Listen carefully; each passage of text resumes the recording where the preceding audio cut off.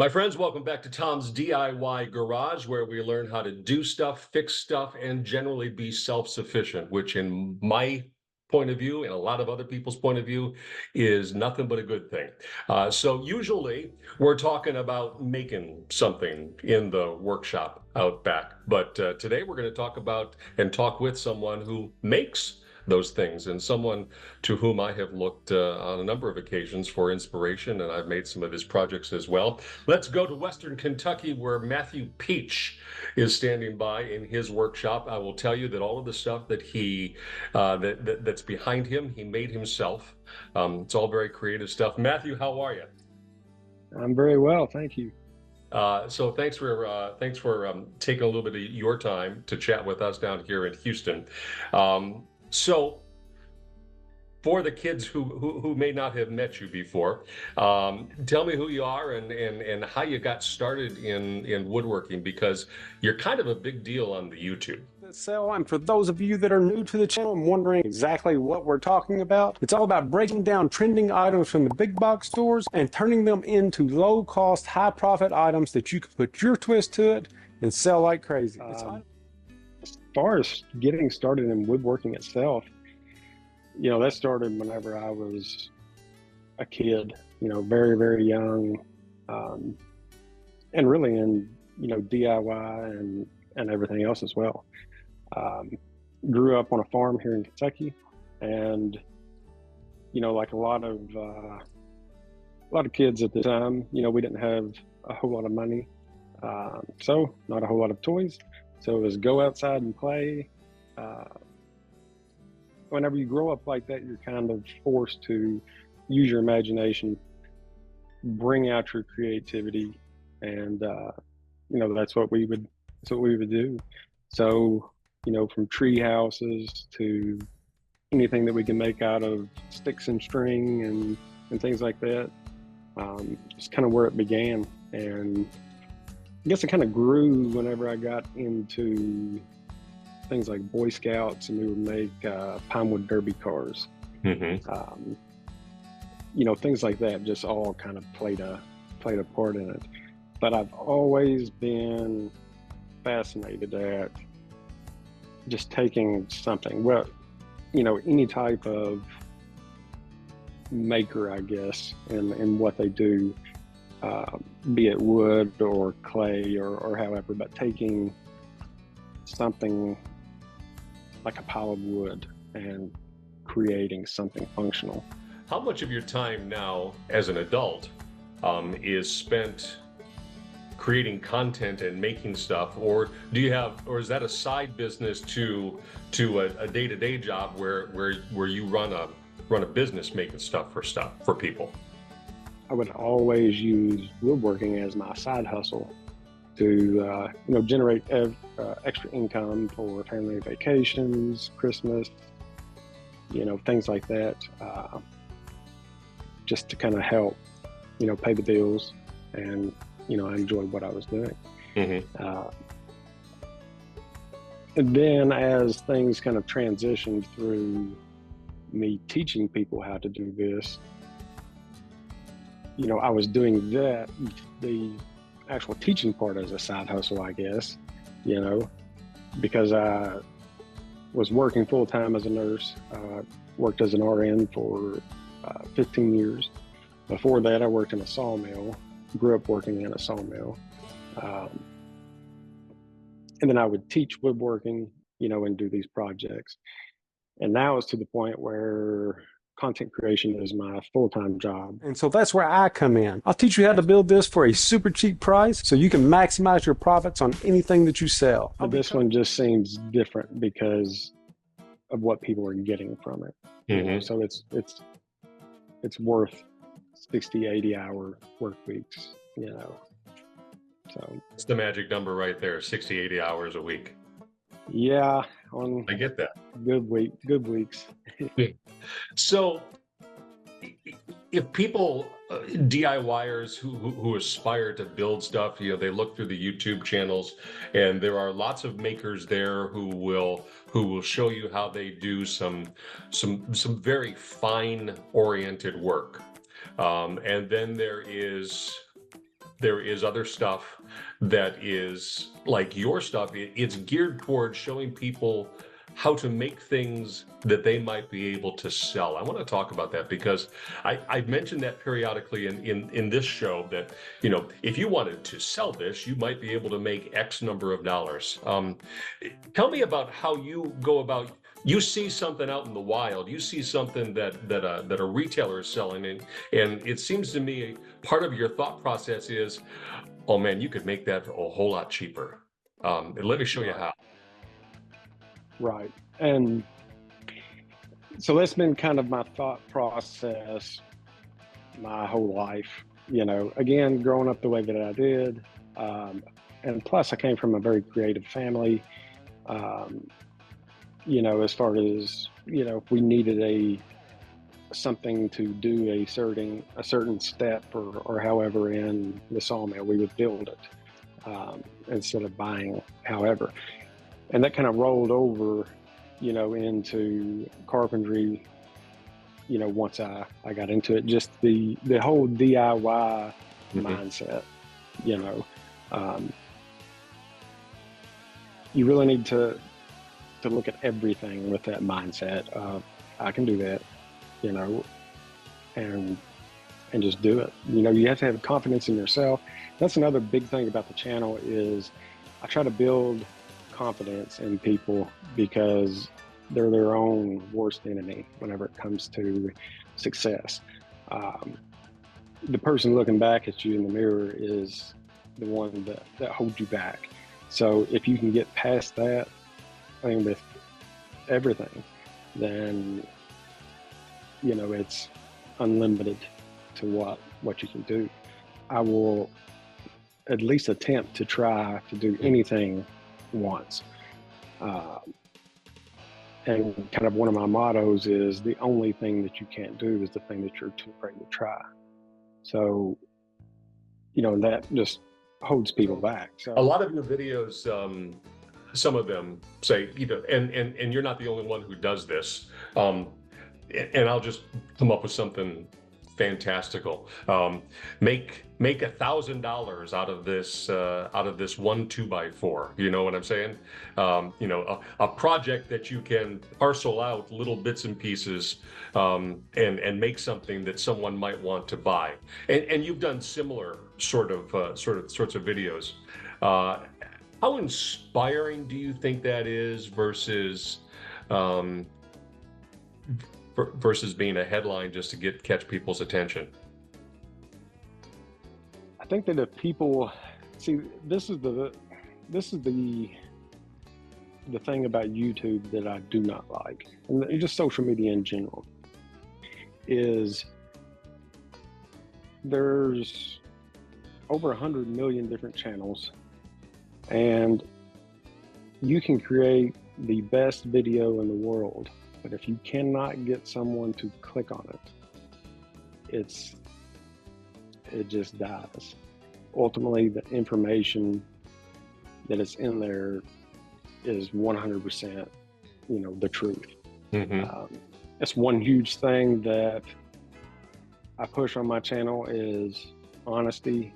You know, I will not, you know, lie to any of my viewers. As far as the potential to make money with the smalls and things like that, absolutely 100%.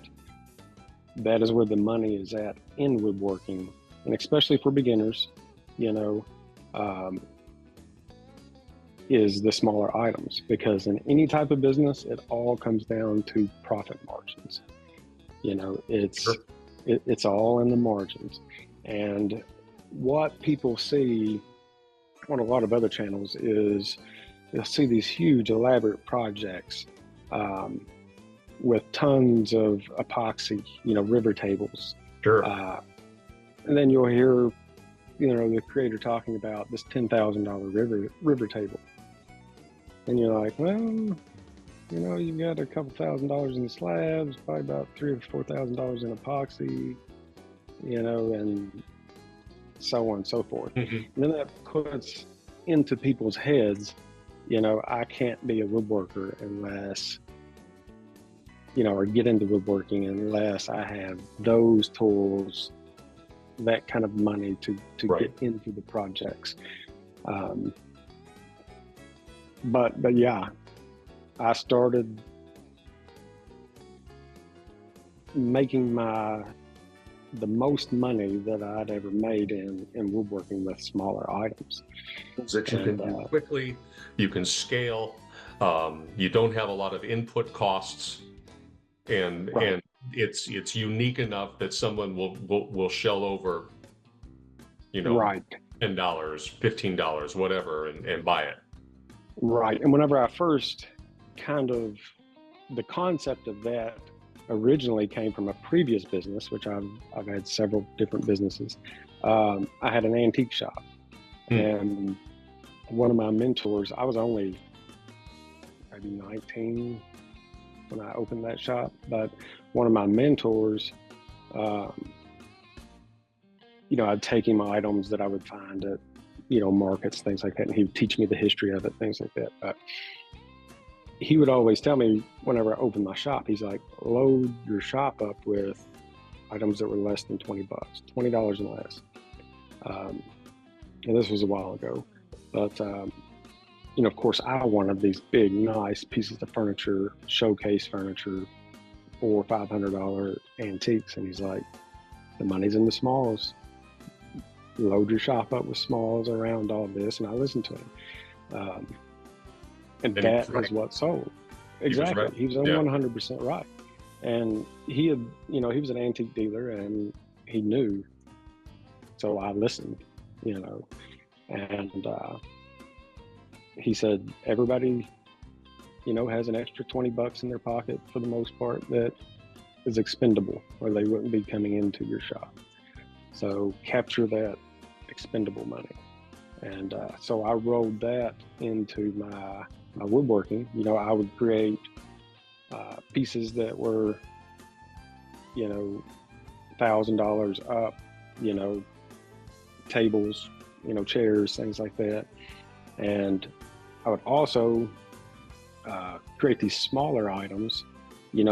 Some of them were more novelty type things, but they all were right around that $20, $30 price tag. And at the end of the day, that's where the money, came from. Ultimately, the reason that brings us together here, you have these YouTube videos, and they're as a consumer of yours, I think they're pretty good how-to videos, but you got to the sense that they didn't go deeply enough. So now you are offering a class for people to basically sign up and learn a variety of things. Talk about this class that you're now offering, and what you hope and plan to do with it. All right, so the class teaching has been a part of what I do and the channel since day one. Like, since I even got into social media by accident, it was, my wife and I were both huge DIYers. In the summer of 2020, we had planned on actually having a kind of a class here on our farm. She would teach like canning and things like that, and I was going to teach different skills. And well, COVID kind of threw a wrench in that. And even with YouTube, as I transitioned into that, and that was because someone had asked me, can you do a full video on doing this? I'm like, sure. And it was like vertical format, just I put it up there for them. And then that kind of took off, the teaching people different things. But still, there's this limitation of time.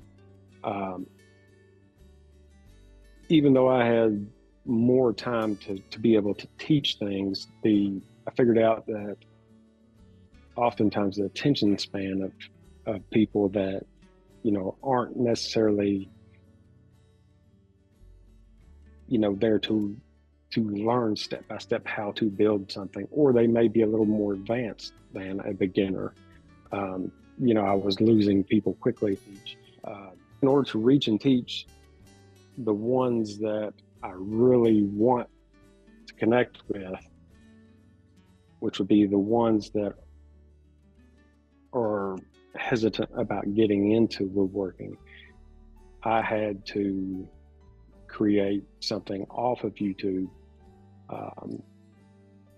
that way that I could teach all the way down to the base fundamentals of everything.